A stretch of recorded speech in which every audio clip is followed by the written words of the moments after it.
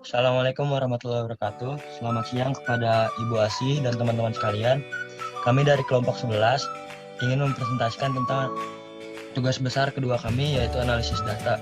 Sebelum kami mulai presentasi kami ingin memperkenalkan diri kami terlebih dahulu.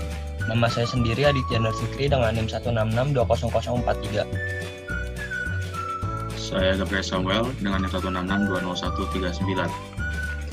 Saya Nurul Nabila dengan NIM 166200037. Dan saya Yulia Ratna dengan NIM 166200073. Deskripsi data dan file. Data yang kami ambil merupakan data lalu lintas yang berada di Jalan Tol Sydney, New South Wales, Australia. Data lalu lintas triwulan diterbitkan di sini, sesuai dengan kewajiban Transurban berdasarkan usaha yang diterima oleh ACCC pada 29 Agustus 2018, berdasarkan pasal 87B dari Undang-Undang Persaingan dan Konsumen 2010. Dari data tersebut, kita dapat mengetahui informasi penggunaan jalan tol di Sydney, Australia.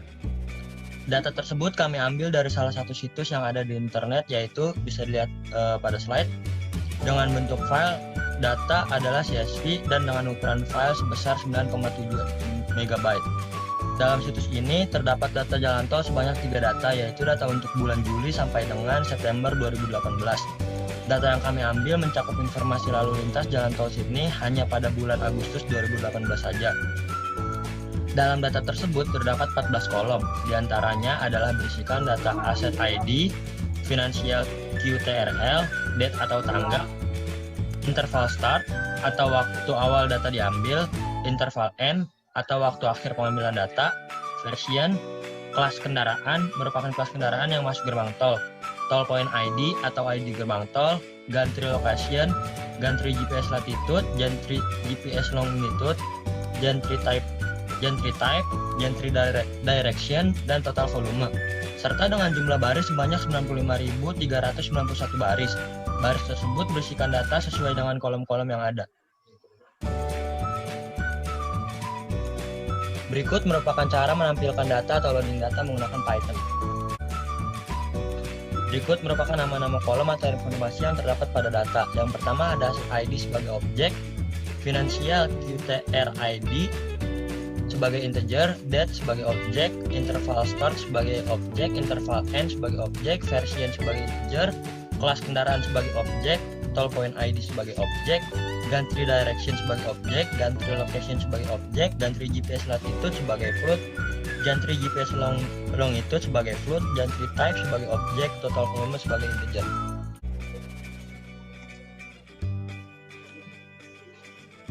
Kemudian untuk karakteristik data, seperti pada tabel sebelumnya, dapat diketahui bahwa tabel pertama berupa kategori nominal, tabel kedua kuantitatif discrete, ketiga kuantitatif continuous, keempat dan kelima kuantitatif continuous, keenam yaitu version berupa kuantitatif continuous juga, dan ketujuh berupa kategori nominal, kedelapan kategori nominal, kesembilan pun juga kategori nominal, kemudian ke-10 kategori nominal, ke-11 dan ke-12 data berupa kuantitatif continuous, ke-13 yaitu kategori nominal, dan ke-14 kuantitatif continue. Kemudian pada Python menggunakan Pandas, kami membaca data sehingga diperoleh sebagai berikut. Yang pertama yaitu aset ID. Kami mencoba untuk melihat data apa saja yang ada pada kolom ini, dan kami mendapat bahwa hanya ada satu nilai, yaitu M4. Kemudian yang kedua, kolom kedua juga hanya terdapat satu nilai, yaitu 201901. Data ketiga terdapat beberapa nilai, dengan nilai minimum yaitu 2018-0801 dan nilai maksimum 2018-0831. Kemudian pada kolom keempat terdapat beberapa data. Setelah kami melihat nilai minimum diperoleh yaitu nilai minimum 0000 dan nilai maksimum 2345. Pada kolom kelima nilai minimum yaitu 0014 dan nilai maksimum 2359. Kemudian pada kolom ke-6 hanya terdapat satu nilai, yaitu 3. Kemudian untuk kolom ke-7 terdapat 2 nilai, yaitu car dan truck sebagai berikut. Dan kemudian kolom ke-8 terdapat 14 nilai yang tertampilkan sebagai berikut ini. Dan kolom ke-9 terdapat 2 nilai, yaitu E dan W. Dan kolom ke-10 terdapat nilai sebagai berikut ini.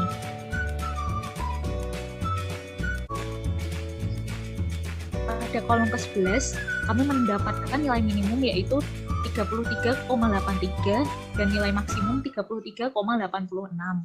Kedua nilai ini dalam bentuk negatif.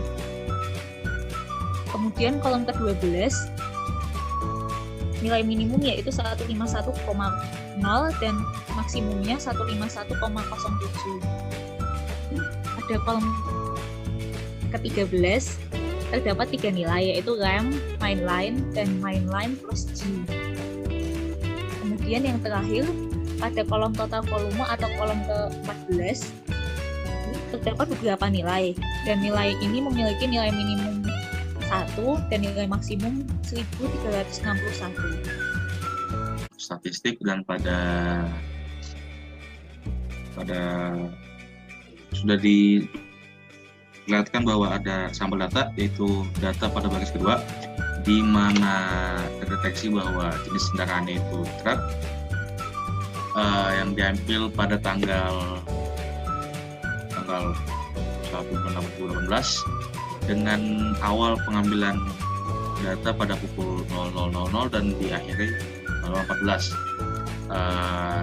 Pada data juga dapat dilihat bahwa toll point ID yaitu kode tol yang dilewati yaitu TS 111 dengan arah W atau west atau barat, lokasi di Church Exit dengan total volume yang dideteksi yaitu 12. Statistik pada tiap atribut, namun tidak semua atribut atau kolom yang bisa dideskripsikan statistiknya berupa kata-kata dan lain-lainnya, karena cuma ada beberapa kolom atau atribut yang hanya berisikan data kuantitatif atau numerik. Pada pertama itu kolom financial KTR ID, dapatkan juga kata-kata dasar referensinya, persentalnya, ekstremum dan maksimum dan minimumnya, dan deskripsi frekuensinya. Bisa pada kolom date dan di beberapa kolom lainnya saya tidak bisa dapatkan kata-kata dasar referensinya, juga persentalnya karena bentuk dari data kolom date itu 2018/0801/1. Nah, pada algoritmanya tidak dapat keluarkan dengan baik output yang harusnya ada kata-kata dasar definisinya, malah outputnya syntax error gitu. Jadi cuma bisa dapat ekstremum dan distribusi frekuensinya. Pada kolom interval start dan kolom interval end juga sama seperti kolom date tadi, tidak bisa dapat kata-kata dasar definisinya. Saya pada Gen 3 GPS tadi itu semua cara yang digunakan untuk mendapatkan statistika dari tiap-tiap kolom ini dapatkan dari modul dan buku pegangan. Rumus komposisi juga semuanya sama, jadi tidak ada hal yang terlalu berpengaruh untuk mengubah datanya. Dan juga pada kolom ini dapatkan juga semua statistiknya. Juga sama dengan kolom Gen 3 GPS longitude, itu juga kolom total volume sekian. Selanjutnya, visualisasi data dalam bentuk grafik atau chart. Yang pertama, tentang perbandingan kategori. Contoh pertama, grafik atau chart antara kategori gantry GPS latitude dengan total volume. Berikut merupakan visualisasi dalam bentuk histogram dari perbedaan kategori antara nilai gantry GPS latitude dengan nilai total volume. Dapat dilihat di grafik total volume semua kendaraan yang melintasi garis lintang tertentu. Di sini garis lintang dengan min 33,83 dilalui oleh paling banyak kendaraan. Total volume semua kendaraan yang melintasi garis lintang tersebut sebanyak kurang lebih 35.000. Grafik atau chart antara kategori gantri GPS long method dengan total volume. Grafik tersebut menggambarkan hubungan antara kendaraan yang memiliki total volume tertentu dengan garis bujur yang dilaluinya. Di sini terlihat garis bujur yang paling banyak dilalui oleh semua kendaraan adalah 151,04 dengan total volume semua kendaraan yang melaluinya sebanyak kurang lebih 25.000. Pada kolom gantry GPS tadi itu terhadap tanggal yang tersedia atau kolom date, lihat juga tertera pada grafik semakin larut tanggalnya, maka ya nilai dari gantry GPS tersedia cenderung turun. Lanjut, lainnya itu perubahan total volume terhadap pengambilan data atau interval start waktu awal pengambilan data. Juga dilihat bahwa daripada grafik bahwa semakin larut jamnya, jadi mulai pada 0004 dan pada 2359, maka semakin turun juga nilai dari total volume. Dan selanjutnya untuk dilagi, kami telah melakukan pada pandas yaitu sebagai berikut. Berikut ini adalah proporsi untuk gantry type. Dapat dilihat bahwa gantry type yang paling banyak yaitu rem sebanyak kurang lebih 75%, dan kemudian diikuti mainline dan mainline plus G. Selanjutnya kami juga melakukan komposisi sebagai berikut ini, sehingga dapat dilihat bahwa jenis car dan truk keduanya jumlahnya hampir sama. Namun pada gantry location field entry, yaitu batang ketiga, dapat dilihat bahwa jenis car atau mobil jauh lebih banyak dibandingkan truk. Blok selanjutnya ada plotting relationship. Berikut merupakan hubungan antara jenis kendaraan dengan total volume kendaraan yang masuk ke dalam tol Sydney, Australia. Kendaraan dengan jenis car atau mobil lebih mendominasi atau lebih banyak dibandingkan dengan kendaraan besar atau truk dalam kurun waktu bulan Agustus 2018. Terlihat dari grafik di atas, jumlah kendaraan atau total volume yang masuk dengan kendaraan jenis car menyentuh paling banyak sampai angka 1.400, sedangkan truk hanya sekitar 200 kendaraan saja. Selanjutnya merupakan hubungan antara total volume atau jumlah kendaraan dengan tipe gantry. Kebanyakan kendaraan memasuki gerbang tol dengan tipe gantry mainline atau garis utama. Jika dilihat dari grafik, hampir 50% kendaraan yang masuk tol masuk melalui gantry bertipe mainline, disusul dengan gantry bertipe mainline plus G, dan yang paling jarang dilalui kendaraan yaitu gantry dengan tipe rem atau lereng. Contoh pertama, korelasi antara gantry GPS latitude dengan gantry GPS longitude. Dapat dilihat nilai korelasinya sebesar min 0,9, 209, 289, dan sebagainya. Di mana nilai tersebut mendekati min 1. Dan cenderung memiliki koefisien korelasi yang berbanding terbalik. Artinya semakin tinggi nilai gantry GPS latitude, maka nilai gantry GPS longitude cenderung semakin rendah, dapat dilihat dari grafik tersebut. Selanjutnya, korelasi antara nilai gantry GPS latitude dengan total volume. Berdasarkan hasil korelasi yang didapat, yaitu 0,018895 dan sebagainya, di mana nilai tersebut cenderung mendekati 0, maka dua kolom tersebut tidak memiliki korelasi. Artinya, nilai total volume dengan nilai gantry GPS latitude tidak terkait sama sekali. Dapat dilihat dari grafik korelasi antara nilai gantry GPS longitude dengan total volume. Lihat dari sini nilai korelasinya sebesar min 0,133660 dan sebagainya.